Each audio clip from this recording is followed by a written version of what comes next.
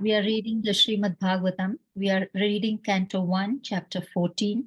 Chapter 14 is the disappearance of Lord Krishna. And today we are intend to finish the chapter, so we are on text 42 till 44. So very grateful that Prabhuji has been able to join us, and we really thank him for his time in association. Do I have a volunteer who could read the text 42? We have to read 42, 43, and 44.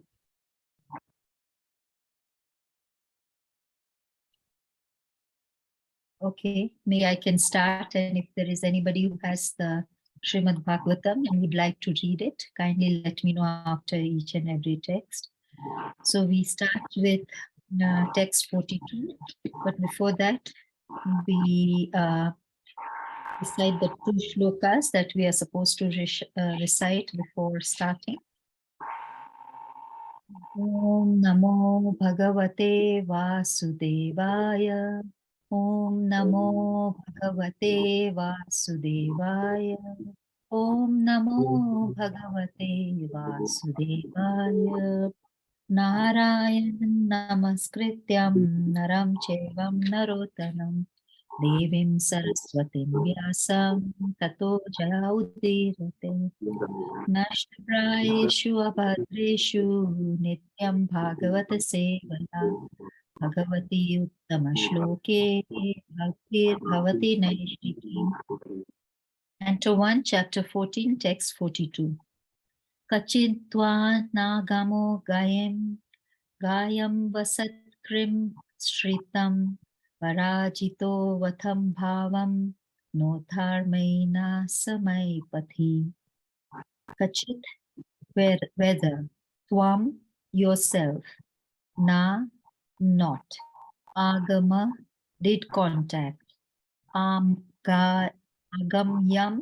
impeachable, Gayam, acceptable, Va, either, Asat, Tam, improperly treated, Shriyam, a woman, Parajita, defeated by, Va, either, Atha, after all, Bhavan, your good self, Na, nor, Uthamaya, by superior power, Na, not, Ashamai, by equals, Pati, on the road. Have you contacted a woman of impeachable character, or have you not properly treated a deserving woman, or have you been defeated on the way by someone who's inferior or equal to you? Purport.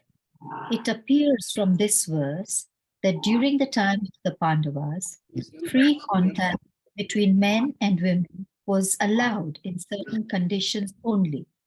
The higher caste men, namely the Brahmanas and the Kshatriyas, could accept a woman of Vaishya or Shudra community, but a man from a lower caste could not contact a woman of higher caste. Even a Kshatriya could not contact a woman of a Brahmana caste. The wife of a Brahmana is considered one of the 7 mothers, namely one's own mother, the wife of the spiritual master or teacher, the wife of Brahmana, the wife of a king, the cow, the nurse, and the earth. Such contact between man and woman were known as Uttama and Adhama. Contact of Brahmana with a Kshatriya woman is Uttama, but the contact of Kshatriya with a Brahmana woman is Adhama and therefore condemned. A woman approaching a man for contact should never be refused, but at that time, the discretion as above mentioned may also be considered. Bhima was approached by Hidimbi from the community lower than the Shudras, and Yayati refused to marry the daughter of Shukracharya because Shukracharya, being a Brahmana, Vyasdev, a Brahmana who was called to beget Pandu and Dhritarashtra.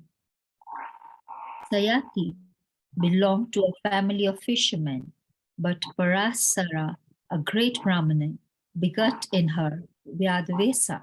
So there are so many examples of contacts with women, but in all cases and contacts were not abdominal, nor were the results of such contacts bad.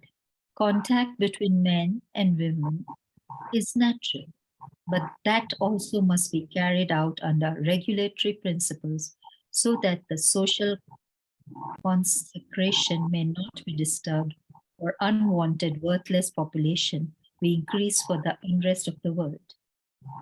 It is abominable for a Kshatriya to be defeated by one who is inferior in strength or equal in strength.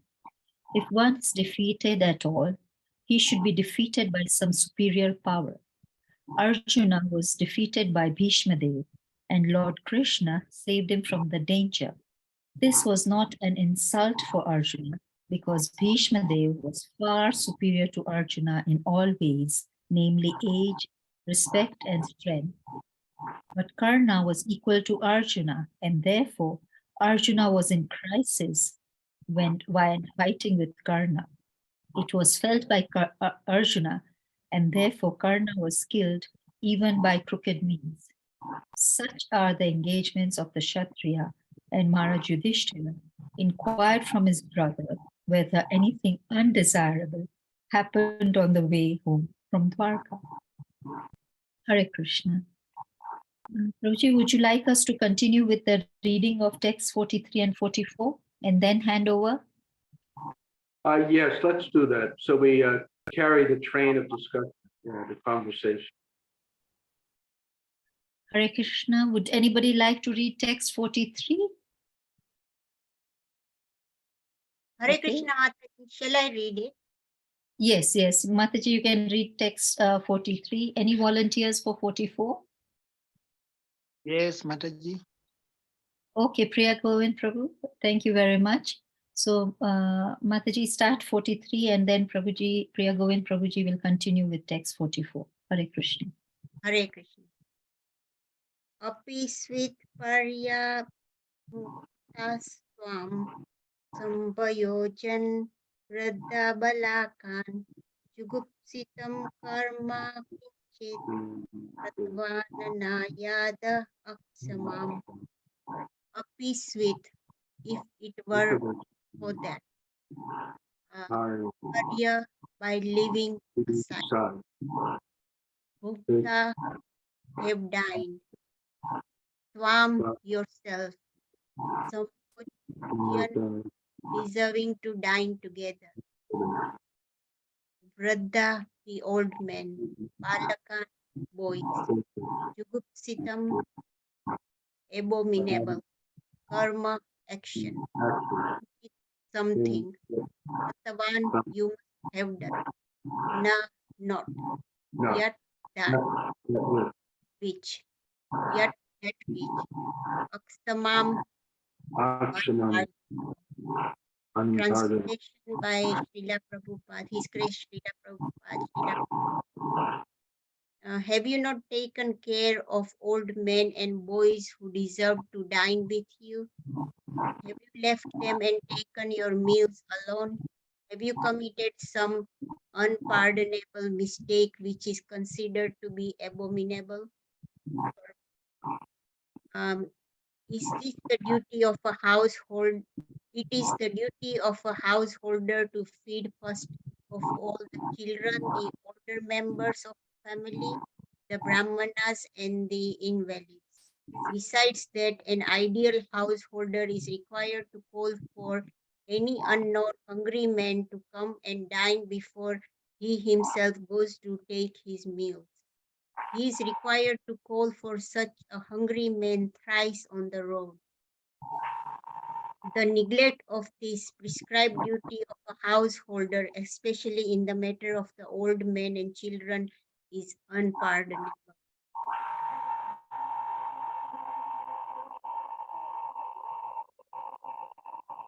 Kachit prestatasmenata vidayena baduna sunyos midaito nityam panyasete nyata naruk. Kachit, whether Prestamenam unto the most dear one. Ata, my brother Arjun, Bidayena most intimate. Atma Baduna, own friend, Lord Krishna. Sunyaha, void. As me, I am. Rahitaha, having lost. Nityam, for all time. Manyase, you think. Te, your. Anyata, otherwise. Na, never. Rook, mental distress. Translation and purport by Shri Prabhupada. Shri Prabhupada Ki. Or is it that you are feeling empty for all time because you might have lost your most intimate friend, Lord Krishna? Oh, my brother Arjun, I can think of no other reason for your becoming so dejected. Purport. Or the inquisitiveness of Maharaj Yudhishthir about the world situation was already conjectured by Maharaj Yudhishthir on the basis of Lord Krishna's disappearance from the vision of the world. And this was now disclosed by him because of the acute dejection of Arjun, which could not have been possible otherwise. So even though he was doubtful about it, he was obliged to inquire frankly from Arjun on the basis of Sri Narad's indication. Thus, end the Bhaktivedanta part of the 5th canto, 14th chapter of the Srimad Bhagavatam entitled The Disappearance of Lord Krishna. Hare Krishna, thank you very much, Shobha Mataji and Priya Govind Prabhu for reading the text. Hare Krishna Prabhuji, we hand over to you. Please accept our humble obeisances on behalf of everybody who have joined the group. Hare Krishna. Hare Krishna. Thank you so much for having me here to be of some service. And I hope I can be by the grace of Shri Guru and Shri Gauranga. So we are continuing to hear this narrative. Maharaj Yudhishthira, the older brother of Arjuna, is concerned because his younger brother Arjuna looks very miserable, sad, and depressed, which is natural. And of course, he cares very much, and so he's asking. It's very unusual for Arjuna to be like this. Actually, one of the qualities of a Kshatriya is cheerfulness, optimism. So Maharaj Yudhishthira has been asking Arjuna, well, are you feeling this way because of this, because of this, because of that? And in text 42, Maharaj Yudhishthira asked, have you contacted a woman of impeachable character? Have you not properly treated a deserving woman? Or have you been defeated on the way by someone who is inferior or equal to you? So any decent person, if they feel like they have done something wrong, done something criminal, they feel ashamed. They feel guilty. Lower class people, they don't keep track whether what they're doing is good or bad, and they don't feel ashamed or not as much as someone of good character. So Maharaj Yudhishthira was thinking maybe Arjuna feels he has done something wrong, and specifically it is discussed here in the purport that either he may not have dealt with a woman in a proper way, or that he has been defeated by someone equal or superior. So in the purport, Srila Prabhupada discussed that, of course, in this world there is relationships between men and women, and the Vedic culture, as other religious cultures, the relationship between men and women is regulated. Not that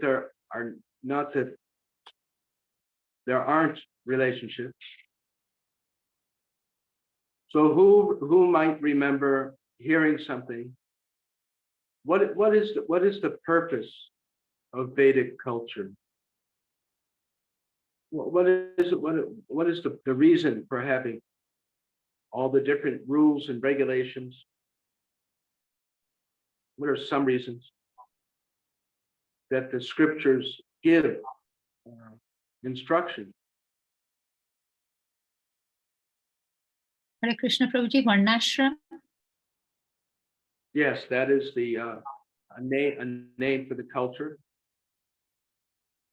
And why was that put in place? Why have it? What's the use of it?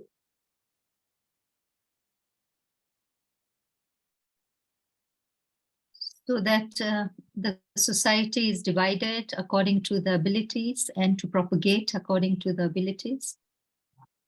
Yes, that's how it is put together. Any other thoughts, ideas? Someone has heard something? What is the purpose behind all of it? Just like a company has a purpose to increase sales and sell some product and give dividends to shareholders, keep people employed. But what's the reason for having Varnashram, or reasons? Is it the Paul Dharma? What was that? The uphold Dharma. To uphold Dharma. And could you say a little bit more about that? Suppose someone doesn't know what Dharma means. How would you describe that? Well, to live by the principles, to stay on the path of righteousness, really. To stay on the path of righteousness. And does someone else, why stay on the path of righteousness? And what is righteousness? Someone else?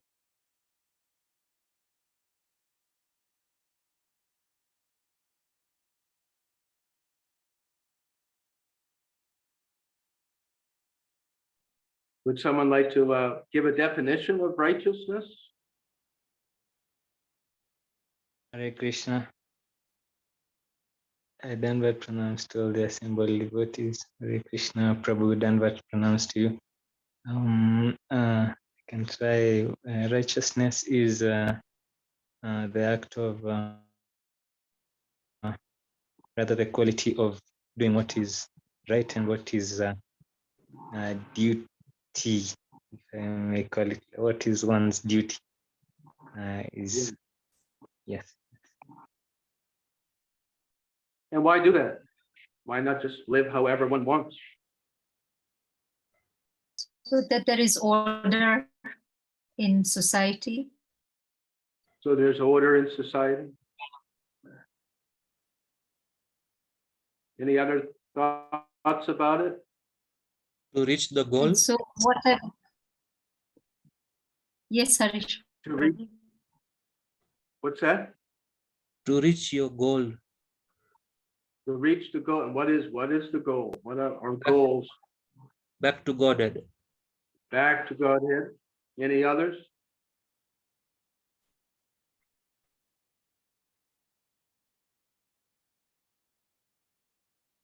I guess that's enough, going back to Godhead. So yeah, all these things. So there's order in society, and when there's order, there's more peace. And when people are peaceful, they can think and make the right decisions, right? When people are not in their right minds, they make mistakes in their thinking, yes? It doesn't matter if someone is intoxicated on drugs, or they're very angry, or very depressed. We make wrong decisions more, right? We Yes. have to have a good mind. We have to have clear thinking, right? So ultimately, we could ask that, what is the goal of human life according to Vedic culture or any religious culture? And that is that we have a healthy relationship with God. We have God consciousness, and we can go back to the spiritual realm. So this all requires it won't happen. There are things that will help us and things that won't. So the Varnashram, or the Vedic culture, the Dharma, the laws of Dharma, are to help us make progress. First, so that we can have more peace of mind, and then with peace of mind, then we can cultivate deeper, higher divine awareness, Krishna consciousness. So there are, you might say, some scientific or logical reasons for religious rules. There's reasons for them.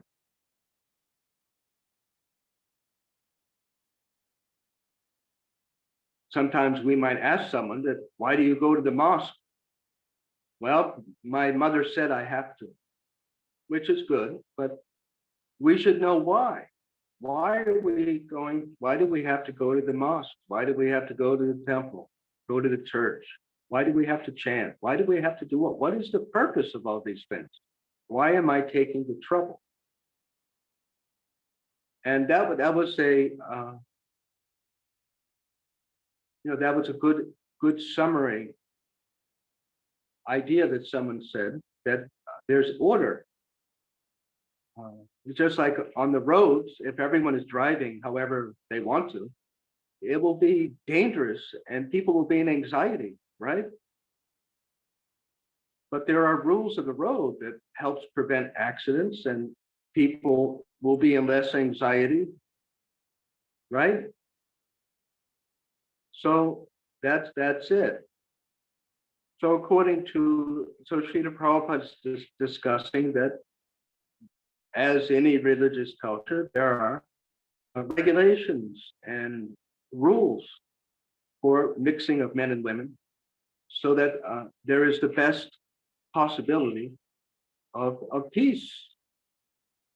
According to the Vedic culture, a man and woman should marry, or the better marriage is that they are equal in their backgrounds. Generally speaking, not always, but it's usually the case that someone who is older deserves and expects to be respected.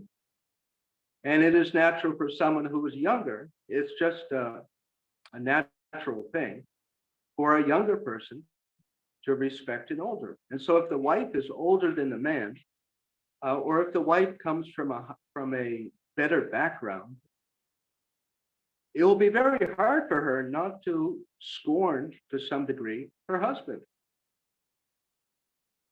or vice versa. It is better that they come from as equal kind of backgrounds as possible, and they understand each other, just like if every level of society has their own kind of atmosphere. Wealthy people who have a lot of money, they think in certain ways that people who don't have a lot of money think, and they expect different things than someone who does not. Someone who is more religious or less religious, it can be a difficult incompatibility.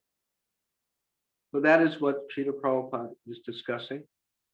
And he says contact between man and woman is natural, but must be carried out under regulative principles, so that we don't have disturbance or unwanted, worthless population. It is good sometimes to mention to people who ask that Krishna consciousness is not just a religion, just a religion that you go to the temple on Sunday or Saturday and you're thinking about going back to Godhead.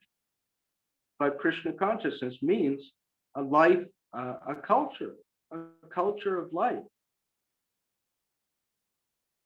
It is meant for organizing all of society. Just like in the Bhagavad Gita, one of the reasons Arjuna gave for not wanting to fight is that if I kill all these men, who will look after the wives? Who will marry the single women? Because usually there are more women than men and it's often harder to marry a woman than it is to marry a man. That's true even now, and it was true in the past. And so Arjuna was asking them, what will become of the women? And then there will be a greater chance of unwanted children. And if you have unwanted children that aren't properly raised, then there's big problems. And we see that in modern society.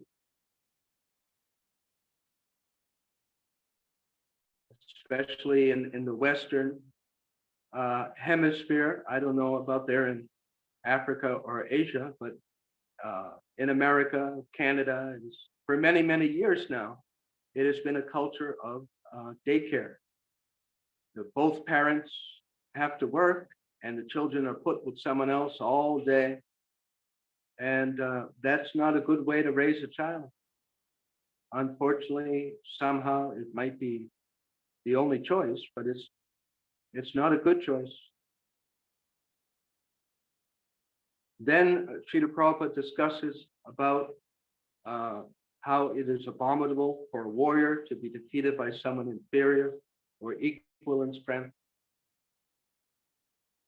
And he says something that Karna was equal to Arjuna, and therefore Arjuna was in a crisis. It was felt by Arjuna, and therefore Karna was killed even by a crooked means. So we may know the history that Karna and Arjuna were in a very intense battle, and the chariot wheel of Karna's chariot broke, and he went down to fix it. And Lord Krishna inspired Arjuna to shoot a final arrow at Karna, which is against usual military dharma, that you don't kill a warrior who's not able to defend themselves. So it seems like a very crooked thing to do. Of course, we all know how crooked the Kurus were, how many times they tried to kill the Pandavas. Someone wants to talk about Arjuna killing Karna. What about Karna? And of course, he often protested, but Karna and the Kurus trying to kill the Pandavas.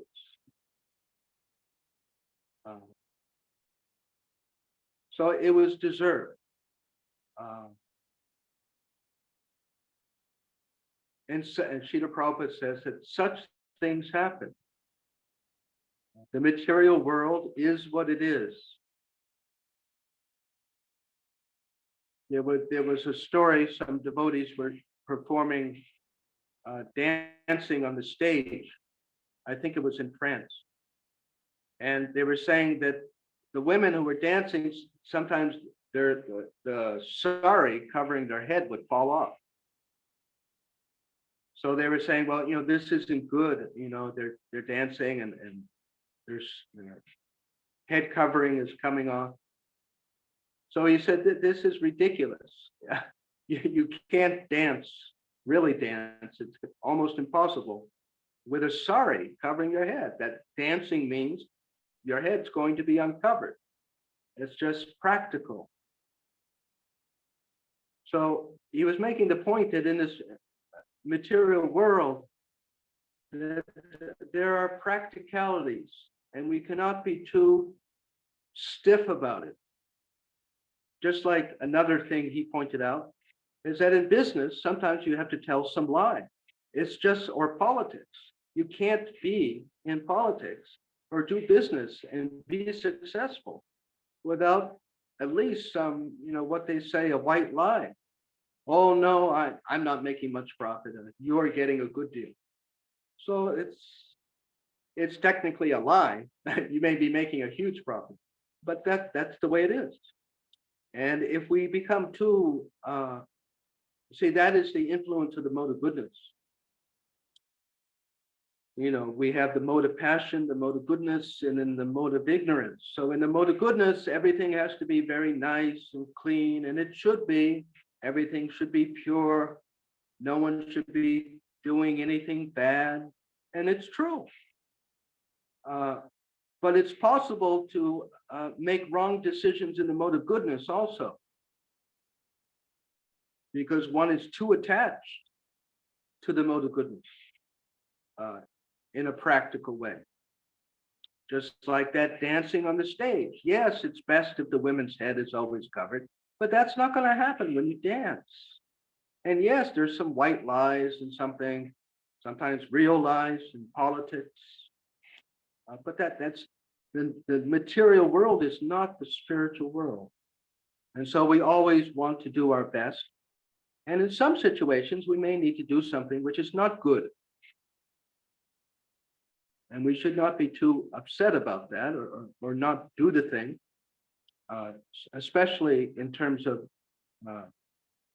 living a devotee life. Suppose, so you're a devotee and someone becomes a devotee and they're working for a store that sells meat. So what are they going to do? Oh, the store sells meat. I'm not going to work on the do the bookkeeping and look after the office.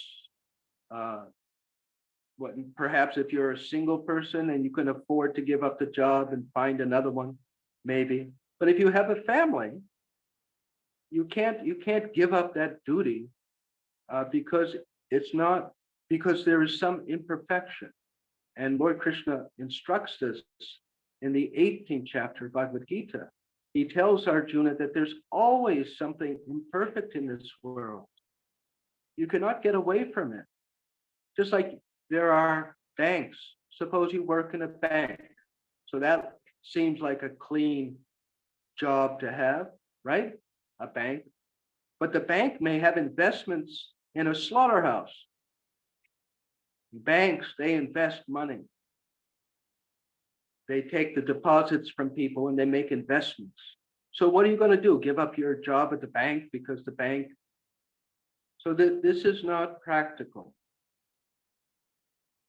And besides that, for a devotee, depending on how sincere we are, and we are really living our life to be a devotee, then these minor kind of imperfections, they are excused. We don't have reaction for that. If you're doing your work and you are following the four principles and living a devotional life, then these imperfect things which are sinful, we will not be affected by them. This Krishna describes in the 4th chapter of Bhagavad Gita, and again in the 18th chapter of Bhagavad Gita, that everything becomes purified by engagement in service to Krishna. Of course, but this doesn't mean that we should open up a fishing business and, well, everything, all the money, I'm using it for Krishna. No, but if by chance or if somehow or other something is going on, Krishna will excuse that. So sometimes there is crookedness in this world.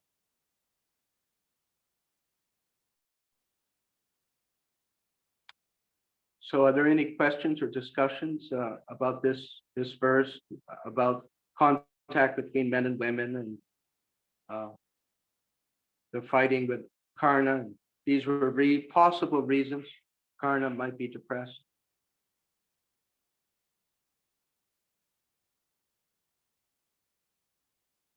No comments or discussion? So then in text 43, Maharaj Yudhishthira asks, so have you not taken care of old men and boys who deserve to dine with you? Have you left them alone and taken your meals? Have you committed some other unpardonable mistake, which is considered abominable? So then Srila Prabhupada discusses how it's the duty of a householder to feed first the children and the elderly members, the Brahmins and the invalids. And then besides that, a householder, ideal householder, should go outside and call, is anyone hungry? Would anyone like to eat? So usually or it can be that we hesitate. Number one, we may not want just anyone in the house, but they could eat outside. And two, uh, miserliness, trying uh, to not be charitable, to be selfish. No, I'm going to keep all my food to myself or my family. Why should I? Who knows? 2, 3 people may come. Then what will I eat? So another part of Dharma is developing selflessness and compassion for others, austerity for the sake of others, suffering for the benefit of others, and developing confidence that if I call someone to eat, God will see that I'm trying to help, and He will send food. Somehow I will eat. God will take. I'm taking care of others. God will take care of me.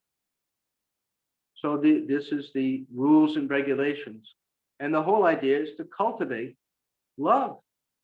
That's the goal is love and selflessness and having confidence that if I serve God, if I please God, I will be taken care of. I don't have to worry so much about keeping all the rice and roti, paratha, on the table. Maybe I won't eat, but then I'll have a nice meal tomorrow morning. I'll live. And anyway, this person is hungry. I'm not going to let someone just across the street sit there not eating, and I'm eating a nice meal. At least I should give something. So this is compassion, not being hard-hearted and cruel. In fact, Srila Prabhupada's spiritual master, Srila Bhaktisiddhanta, he instructed his disciples that occasionally you should give some charity to poor people or people who are asking for money, just so you don't become hard-hearted. Not that we think, well, they're not devotees, or if I give some charity, I'll have to come back to the material world and get it. So it's very selfish. What's in it for me? Me, me, me, me. So we want to develop less of that.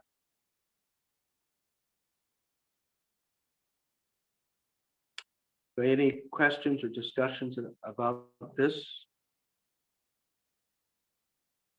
Yes, Prabji.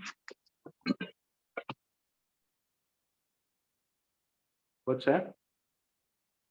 Prabji, I've heard from many devotees that they say that you should not give donations in terms of monetary money to karmis, because if they indulge themselves into sinful activities, then you'll attract karma. So how should we do that? Go about that. Maybe someone is requesting money for hospitalization, medication, or to pay rent or to buy food. So how should we strike the balance? Well, the advice is that occasionally, once in a while, I don't know exactly what once in a while means. Once every couple of months, we're already being charitable to, or should be, other devotees, and certainly there are many, many devotees who need assistance of one kind or the other. But as a rule, we don't. That's true. We don't usually send monthly donations to the Red Cross, monthly don't, but we have a charitable nature. And so there are many ISKCON projects that we can utilize our charitable tendency or care. There are schools for children, there are hospitals for devotees, there are feeding programs, cow protectors, many different programs. What to speak of someone who's actively distributing books every day, groups of devotees. So there are many ways that we can utilize our charitable nature. And that's where our charitable as Lord Krishna says, whatever you do, whatever you eat, whatever you give away, do it as an offering for me. But we are advised, the advice is there is that occasionally, once in a while, so that we don't develop a sectarian mentality. And don't worry about it. Krishna knows. I don't want to be hard-hearted or cruel or not caring. And so I give $1 for the hospital, I give $1 for the food or whatever it is. And that's it. Is that all right? So Although, Prabhuji, yeah. Mhm. Let me just say that if you go to the 12th chapter of the Bhagavad Gita, Krishna explains 5 or 6 different levels of devotion to him. So one of the levels of devotion is that suppose we live in a family and all of our family members don't like Hare Krishna. And maybe our wife or husband, we're not going to be giving any money to devotees. So in that case, next best thing is to give to the Red Cross and to give to the poor. Yes.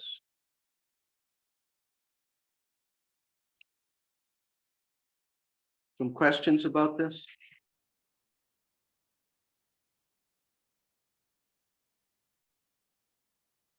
The whole thing is based upon developing love and selflessness and giving. So best charity is to devotees of God, any devotees of God who are genuine devotees. And then the next best thing is to those who are in need, who are dependent.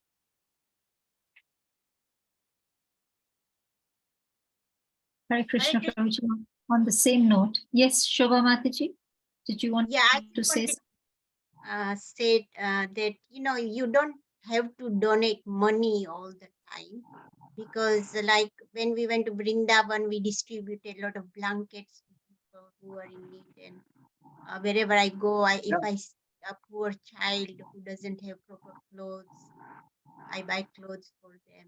So there are like Yeah. different ways we can do charity. Yeah.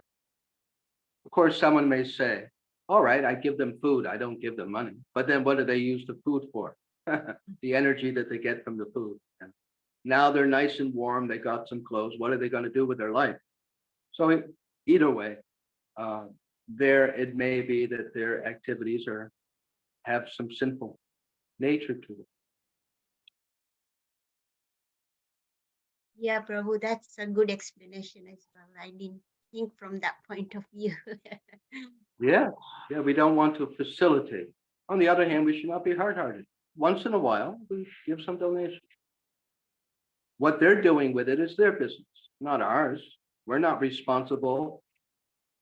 What they do, it's very slight thing. The karmic, it is some karma, but it's very slight. Not to worry. Yes, thank you.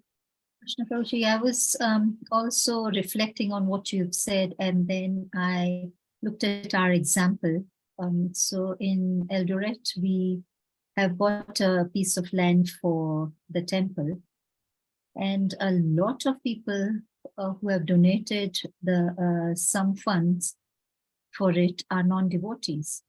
So even for the Food for Life program, a lot of non-devotees support us. So if they had that attitude that we should just stick to our Sikhism or our Jainism and we shouldn't support the Hare Krishna, then they would have not supported us. And likewise, I am now reflecting that we should pay a small part in their projects as well, because how they have relieved us from the stress of a big amount. Everybody contributed a little, and therefore now we have this big amount to pay for the land. So I think what you are saying is correct. Occasionally, we should, otherwise we would become hard-hearted. I mean, Sometimes, because it is possible, sometimes devotees say, well, that's their karma. They're meant to suffer. And sometimes it's just an excuse to be selfish. Really, honestly, you look deep within the heart, you know, our mind is a tricky monkey. And sometimes it gives excuses for things which are not really good. Sometimes they are. Sometimes, you know, sometimes our mind, you know, oh, I'm really tired, I have to sleep. And we are tired and we do have to sleep. And then other times we get a thought, oh, I don't have the food to give. Actually, we do, but our mind just wants to be selfish. A tricky mind. So therefore, it is said occasionally, just to get rid of such possibility, give something. Oh, I'm not going to help my neighbor move the couch into the house because they're sinful persons. No, be friendly. That will be good. They'll think, oh, what a nice person. And that's good for them. And it's good for us also. This person is not just some sinful karmi. It's part of Krishna. This person is my brother or my sister. Somehow they're in ignorance, but we're related. You know, sometimes we also fall into sectarian. We can fall into some kind of sectarian kind of thinking. Us and them. We are them, and they are us. So this is universal brotherhood. Yeah, I mean, I'm sure some of us have relatives that we're not going to invite to our house. We don't, there's something with them that, but hopefully we still have good feelings for them. They're not going to come to my house, but if they're really in trouble, I'll help them because they're my relative, right?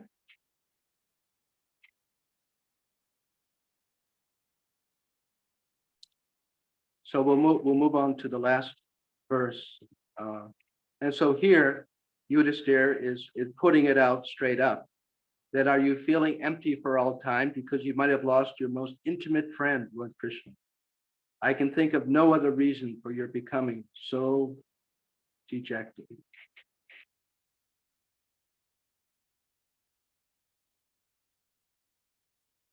Has anyone not lost a relative in their life or a friend? Someone who passed on? Father, mother, uncle, friend, grandmother? Has everyone had that experience? Or anyone not? And we feel so sad, don't we? Even if we have a pet that we've had for a long time, we feel very sad, very sad. I remember I lost my mother at a young age, and I felt so sad. So here, imagine this, that the Pandavas, Maharaj Yudhisthira and Arjuna and Bhima, they're close friends with Lord Krishna. Very brothers, like cousins. They were actually cousins, cousin brothers. And they, as brothers do, or as friends do, they did so many things together, Arjuna and the Pandavas. They ate, they drank, they hunted together. They passed through so many different phases of the Pandavas' life. The Pandavas, they were in the forest for 13 years. So many things. And such good friends. You know, when you lose a good friend, it hurts. And so Maharaj Yudhisthira could understand that there could be no reason for Arjuna to be so sad with tears in his eyes, other than their best friend, his best friend, Lord Krishna, had removed his physical presence from this planet. And we will hear in the next chapter about this.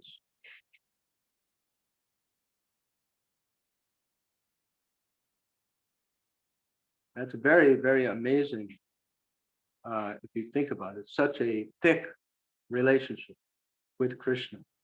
Also, when Krishna left Vrindavan and he went to Mathura, it's described that everyone more or less lost their life. They were so sad. And Krishna in Vrindavan was so pleasing. And it was so much happiness for them.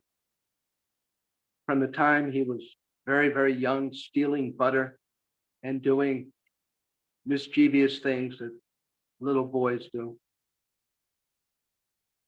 and growing and saving them, helping them.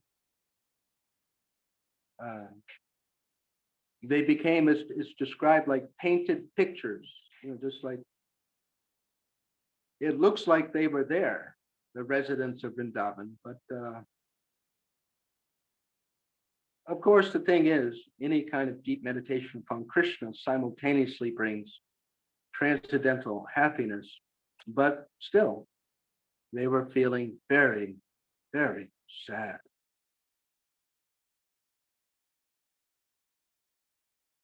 And some of us may have lost our parents, or they live in another country. Our children may live in another country.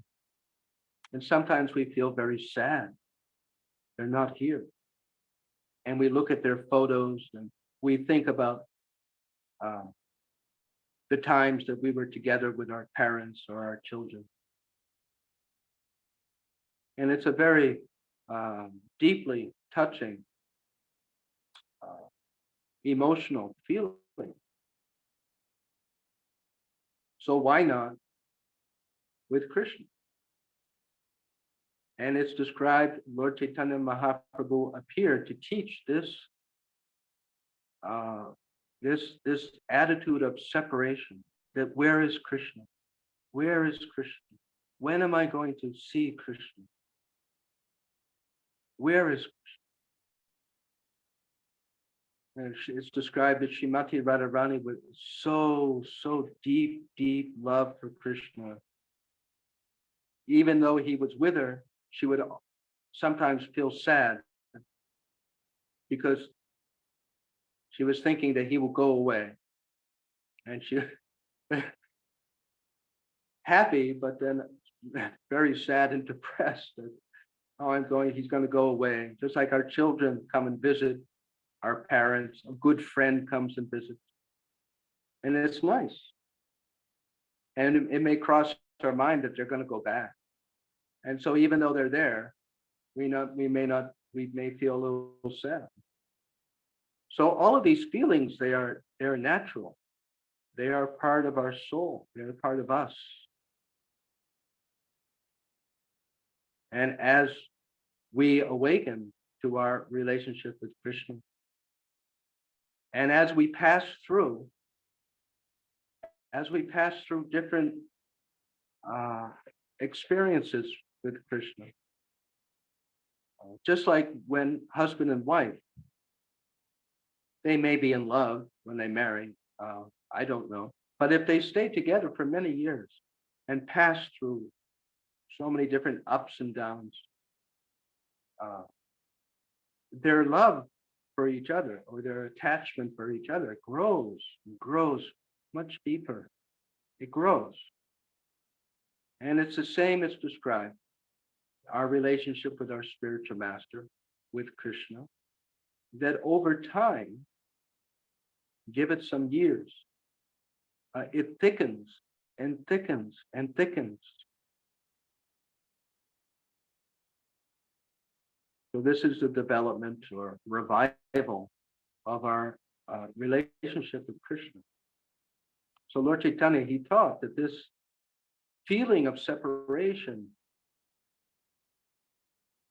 it is the most intense meditation on Krishna, actually. So some of us may be thinking, well, how could Krishna do that? How could he be so cruel? I mean, from an ordinary point of view, you know all these people care about you so much and they want you so much. How could you go away? How could you do that? And just like, yeah, right? But actually, think about it. What did the residents of Vrindavan want the most? What's the most important thing to the residents of Vrindavan? Their love for Krishna. They always want to think about him. They always want to feel his presence. And so that was part of his leaving, that now they would really feel his presence. It's often said that we humans, we feel someone's presence even more when they're not with us, whether it's our children or our spouse or our parents. We really think about them and we really feel them in our heart. So this was Arjuna, and he was very sad, but deeply absorbed in Krishna. And as we go into the next chapter, we will find how all of the Pandavas, they remained in touch with Krishna by their devotion. So any questions or comments? It's about time to stop.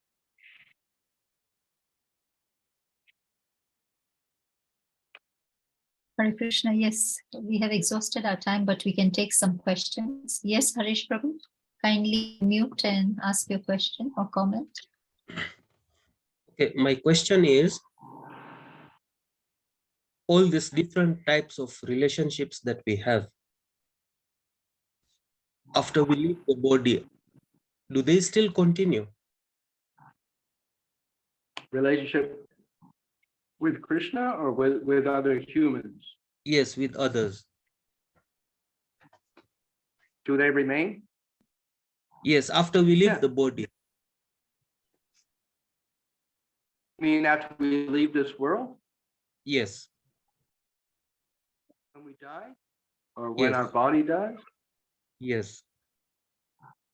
Usually, no. We get a new family, new pets, new job, new everything. In many ways, we're a completely different person. But there is karmic connection. And depending upon our attachment, we might be born back in the same family. Except instead of being the parent of our son, we might be the grandson of our son. Yeah. No, it's a whole new life, generally speaking. Because all of these relationships are based upon the body. This person is really not my son. It's not my father, not my auntie. They are spiritual beings, part of God. Because of the body, I call her my aunt, but she's not my aunt. It's not my mother, absolutely speaking. It's a soul that just happens to be in this bodily relationship temporarily. And I know this doesn't appeal to our human sentiment, but that's the reality. That's the reality of things.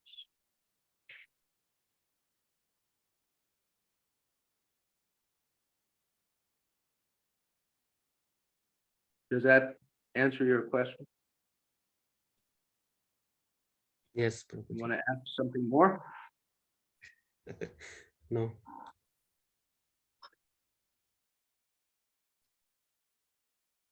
Okay, thank you very much, Harish Prabhuji, and thank you, Prabhu, for the response. Any other questions or comments from the group? Hare Krishna Mataji, I just want to make a quick comment. Thank you, Prabhuji, for such a wonderful class. And, you explained very nicely about Varnashram, and you did an analogy with the roads that if they weren't organized, then it would be like chaos and would be difficult for us to reach our destination. And also the fact you mentioned that when a person is not present and when we are in separation, we tend to appreciate and remember that person more and more. So that is, so very true. So thank you, So, Prabhuji. let me say, sometimes we feel, oh, I wish I could serve Krishna more, but my situation of my life, I can't do too much. It seems I can't do too much bhakti right now. Oh, I wish I could go to Vrindavan. I wish. So what will happen in your next life?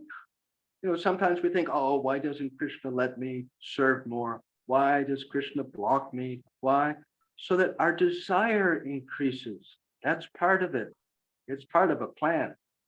So that because everything depends on our desire. So if we spend this life off and on, oh, I really wish I could serve Krishna more.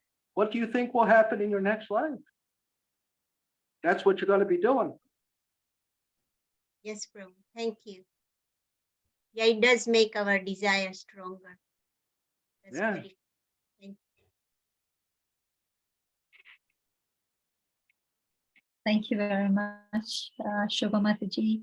And also the point on universal brotherhood, that not to become sectarian and open ourselves as well. So I thought that was my take-home message, because I was leaning towards sectarism myself. So it was a wake-up call for me before I go deeper into it. So thank you, Prabhuji, for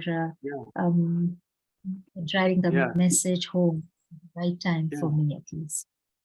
Srila Bhaktivinoda Thakur commented that when I see my Muslim brother bowing down 5 times a day in the mosque, I think, oh, I should be so devoted in my faith.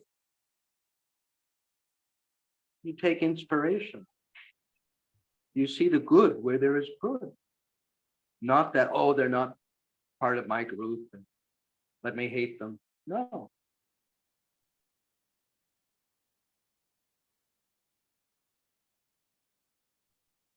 There's a comment in the chat box, Roji. Yes, isn't that wonderful? Yes. But, it may be, that doesn't mean necessarily we invite everyone over for dinner. But, ultimately, that's our vision. Yes.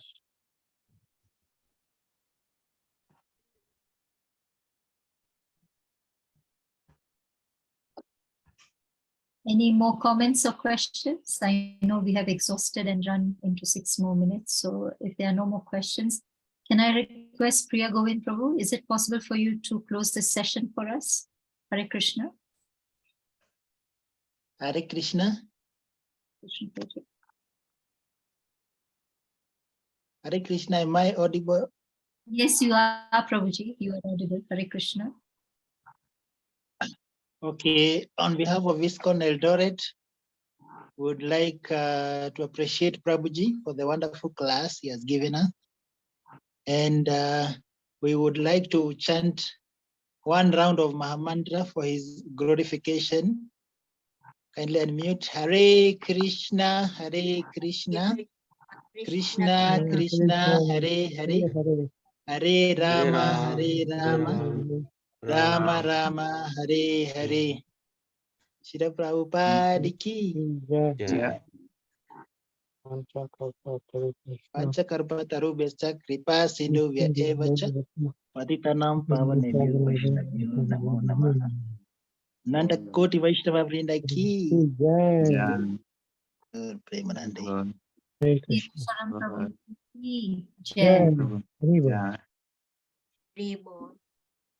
Haribol, thank you. Thank you so much for your association. Thank you. Hare Krishna. Everyone be well.